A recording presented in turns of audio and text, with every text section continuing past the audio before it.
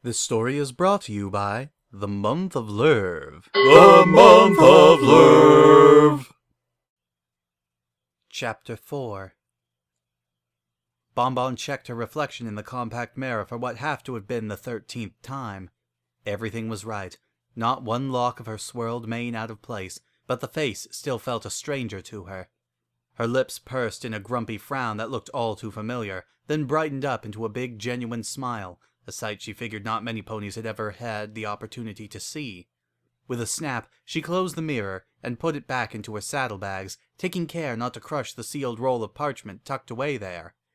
It had been difficult and time-consuming, to convince her hive to let her abandon her duties as junior ambassador in training to the ponies. In fact, if it weren't for the rather surprising backing of Princess Celestia herself, she doubted they would have allowed it at all. Even so, it had taken months and months of argument and legal wrangling before she scoured up the writ of emancipation. She was a changeling without a hive now, a situation that would be terrifying for just about anyone else, but for her, it gave her a flicker of hope. Hope that either her plan would work out and all of it, every bit of the trouble, would be worth it. And if it didn't... Bonbon shivered. Then, alone and unloved, she wouldn't be around to suffer for too long. Bonbon steeled herself and stepped forward into Ponyville, the pleasant thatched-roofed cottages lining the narrow streets putting a smile on her face. A pony watering flowers in his yard called out a greeting to her, and she waved back. The path led all the way into the market square and the center of town, at least according to the map she had brought, and from there she would be able to...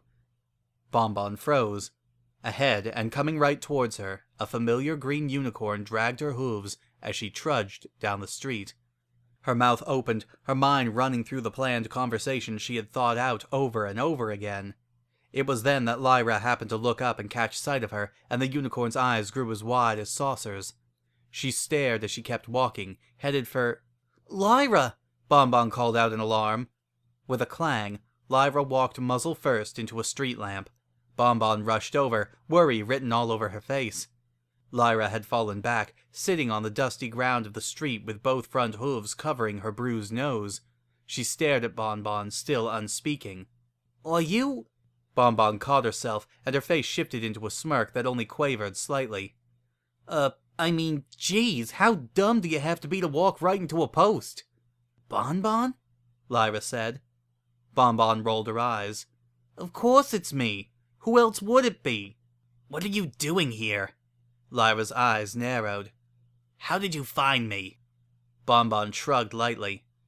"Oh, I talked to Windy, and she said that you would—" "When? When did you see her?" Bonbon blinked, her assuredness slipping for a moment at the unexpected probing. "It was a while back. She was headed overseas, I believe. Moving far away." Lyra kept watching her, eyes narrowed. "You know how she could be, very flighty. I don't know how you put up with her for—" "Shut up," Lyra snapped. Bonbon's mouth swung shut. She took a step back, wilting under the anger flashing in Lyra's eyes. "I never want to hear you talk about her again," Lyra said. "Never. Are we clear?" Yes," Bonbon said. "Then why are you here?" "I changed my mind," Bonbon proclaimed, returning to the script in her head. "I figured I'm breathtaking, you're, well, let's call it satisfactory. Averaging it out, we would indeed make a pretty good pair."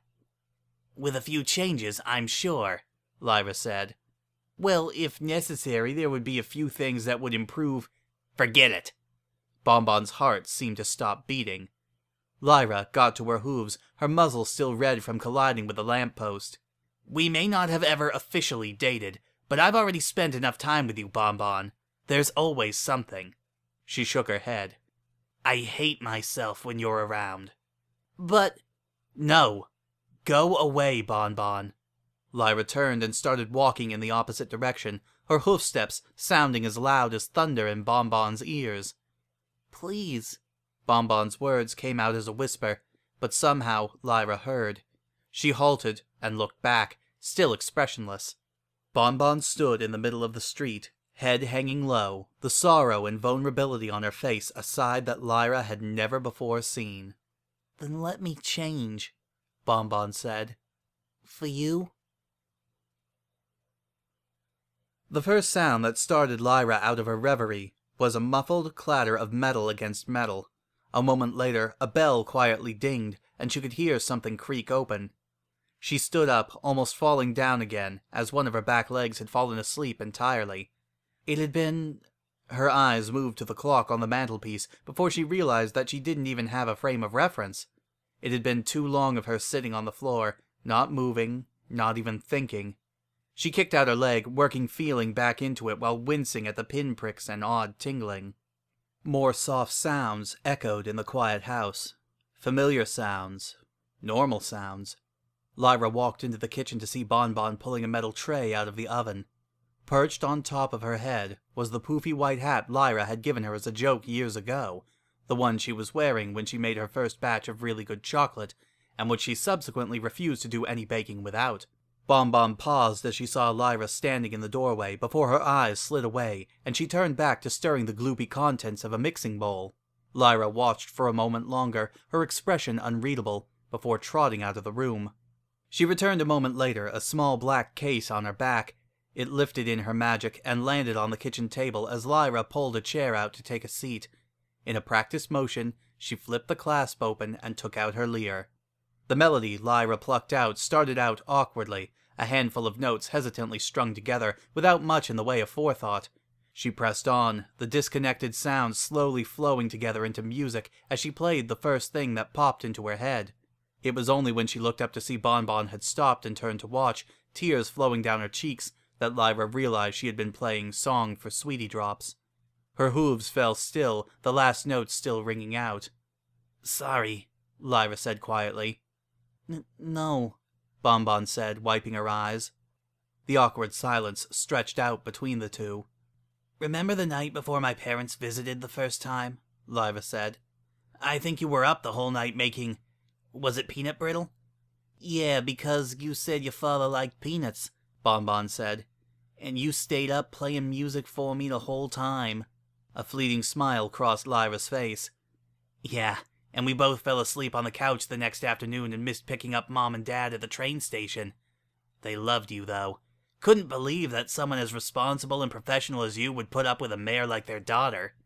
Bonbon looked down at her hooves. You always bake when you're nervous or upset about something, Lyra said. It's stupid, isn't it? Bonbon's eyes strayed to her flank. It's not like it's my real cutie mark or anything. That doesn't mean you're not good at it. Bonbon's face flushed red.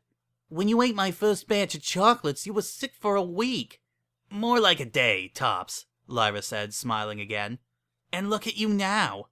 Yeah, Bonbon breathed out slowly, her voice draining away into melancholy. Look at me now. Lyra's smile slipped away, and she stared off in a corner of the room as silence once again stretched out. Can I ask a question? She asked. Bonbon looked up sharply, biting her lip. Yes. Lyra closed her eyes. Why? Why what? Why what? Why her? Why me? Why everything? I don't know much about changelings, but... I mean, surely there are plenty of other ponies out there to feed on that'd be easier and with less chance of being caught. Bonbon didn't reply. Lyra opened her eyes to see Bonbon's pained expression as tears began to fall again. Why would you... Bonbon gasped out. Is that what you think? Lyra blinked. No, I love you, Lyra! Lyra felt her own eyes grow wet, and she blinked furiously, trying to stay calm and ignoring the twisting pain she felt in her gut at seeing Bonbon so hurt. And I thought you loved me, Bonbon said, her words barely audible. Lyra's head drooped. I don't even know who you are. Bonbon took one last long look at Lyra. I'm sorry. I should leave. No! Lyra cried out, surprising even herself with the intensity. She paused and collected herself. Her lyre floated up in her magic, and she got on her hooves, crossing over to stand right in front of Bonbon. Lyra took a deep breath, squeezing her eyes shut, and then opening them to meet Bonbon's own, a deep intensity shining. I want to know who you are. You, not Bonbon. Lyra raised one hoof, extending it toward the other pony. Hi, she said. I'm Lyra Heartstrings. It's nice to meet you. Bonbon looked down at her hoof, then back up at Lyra. I'm so sorry, Lyra. Lyra forced a grin. That's a silly name for... In a flicker of green flames, Bonbon was gone. In her place stood a white Pegasus, her cutie mark a cumulus cloud trailing into a small swirl. Windy, Lyra breathed out. Bonbon heard a thunk sound as the lyre Lyra had been levitating fell to bounce off the floor. Her eyes widened. You're... And then Lyra lost it. She started bawling, and Windy found herself locked in an embrace as Lyra hugged on tightly, shaking like a leaf but clinging to the Pegasus with all her might. Windy could feel hot tears on her coat, and not knowing what else to do, she raised one hoof to gently smooth down the back of Lyra's mane. Hey, she said quietly. It's okay. Lyra kept sobbing, her shoulders heaving as they held one another. Finally, her tears slowed, and Lyra caught her breath, still refusing to let go. It's you? It's really, really you? Yes, Windy said. Her mouth twisted into a troubled frown. I thought you hated me. What? Lyra gasped, squeezing her again. Why? You never wanted to talk about her. I mean, me. Because out of everything, losing Windy was the one thing I could never fully forgive you... Lyra winced. Bonbon, for. And I could never forgive myself, either. Lyra pulled back slightly, her hooves on Windy's shoulders as she looked into her eyes. It took me a while to get over it when Bonbon rejected me, you know? Weeks. But then you were... gone. Windy nodded slightly, but couldn't look away from Lyra's golden eyes. It took a whole lot longer to get over you being gone. You were my best friend. I didn't even realize how important you were to me until it was too late. Every time something good happened, I'd glance back over my shoulder, expecting to see you there with that huge smile on your face. Every time things were bad and I felt lost, it hurt even more not having you there to talk with, to make me feel better, to cheer me up and make me feel like I could conquer the world again. Lyra sighed, her face clouded. I asked everyone, tried everything, but no one knew where you had gone. Windy Wander had just vanished off the face of Equestria. That's why I went through with dropping out and moving back to Ponyville. I couldn't handle it. I couldn't do anything without you. Lyra, Windy whispered. And then Bonbon showed up and things were different. She said she had changed and slowly, painstakingly, I began to believe it. I started to feel like life was worth living again. I had you again, I just didn't know it. All I knew was that I was happy. Lyra took a shaky breath before continuing. And then today, and nothing was right anymore. Bonbon, the real Bonbon, had to show up and ruin everything. And I don't know anymore. I'm just so confused. I don't know what was the lie or the truth, and I feel so empty, and I don't know what to believe in. I just want... Windy moved forward, and Lyra's words were cut off as their lips met. Lyra's eyes slipped closed as they kissed, and she drifted off into one sensation that felt fully right, and in every possible way, solid and familiar. After a moment that was both an eternity and far, far too short, Windy pulled back gently. Lyra leaned forward, not wanting the kiss to end, but their lips pulled apart. I love you, Windy said, her breath warm against Lyra's lips. And I love you, Lyra whispered back. You. So much. Then that's the one truth that really matters. Lyra didn't have any words for the perfect certainty of the agreement in her heart, but as she leaned forward and they kissed deeply again, embracing one another in the quiet stillness of the kitchen, Windy heard her answer just fine. So, you don't feed on me? Lyra frowned. I don't get it. Windy looked over at the mare sitting next to her, one of Windy's wings protectively draped across her back. Lyra, Your love is too important to me to just be food, she said with the faintest hint of reproach. I wouldn't mind if you did. When I left the hive the second time, they told me I'd come crawling back once I got sick of you and your love. And so I told myself never. She shook her head vigorously. Never, ever. Then you can eat pony food and be okay? Well, no. Wendy bit her lip. But I learned how to make something that other ponies like. And ponies here are just so friendly and giving with their love that I've always had far more than I even needed. You mean at the shop? It doesn't hurt, does it? Some ponies may feel a little more tired, and that's why I'm always sure no pony leaves without a free sample of something sweet and sugary for a pick-me-up. Wendy closed her eyes. I can stop, though. Figure out something else, though I'm not sure what. I'll do it for you. No, Lyra pursed her lips. There's one thing I want you to promise me. Anything. I don't want you to be Bonbon for me. Lyra frowned. I don't even want you to be Wendy for me. Wendy blinked. I just want you to be you. Wendy's head dipped down. But I don't know who that is anymore. Don't be silly. Lyra leaned her head in to nuzzle Wendy's neck. You're the same pony you've always been. The mare I fell in love with. Wendy smiled and felt the warmth of Lyra against her side. Can I still make candy? She whispered. Of course, Lyra said. And Wendy's eyes drifted to her sides. Maybe keep the wings? Lyra wiggled, snuggling herself close under the warm blanket of feathers. I like the wings. Wendy fell quiet for a moment and she chewed on her lip. The room lit up in green light as flames lit up across Wendy's body, casting a pale light, even though a rather surprised Lyra could feel no heat. The wind draped across her now was cream in hue, and Lyra looked up to see a swirled pink and blue mane.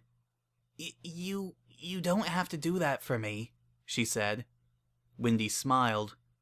I know, but I'm so used to seeing this face in the mirror now, it feels a little odd otherwise. I guess it'll be easier for every pony else, too. As soon as the words were out of Lyra's mouth, she could sense a change in mood. Wendy had stiffened, turning her head away to stare at the empty corner of the room. Wendy, Lyra frowned. The Pegasus wouldn't meet her eyes. You can't keep hiding forever. Eventually, the other shoe is gonna drop. I can't just tell every pony that I'm a changeling. They'll run me out of town. I doubt that, Lyra said. Ponies here are nice. Everyone likes you. What if you're wrong? What if I'm exiled? Then we'll find somewhere else to live. It doesn't matter as long as we're together. I love everything here so much. I'm so lucky to have friends here, and a job that I love, and the best mare friend ever. I don't want that to change a single bit. Lyra hesitated for a moment. Changes aren't all bad, she said slowly. Wendy looked back at her, head tilting slightly. What if... Lyra took a deep breath. What if you had the best wife ever? Wendy's face turned beet red. Are you asking me to... You deserve better, I know. But after all this, after losing you once and feeling like I almost lost you a second time, I don't ever want that to happen again. I want to be with you forever, no matter what. So yeah, I guess I'm saying, will you marry me? Wendy's lips met hers softly as the Pegasus turned, wrapping both forehooves around Lyra and pulling her close. When they pulled apart, Wendy's lips were curled back into a smile of perfect contentment. I take it that's a yes, Lyra said. To be continued.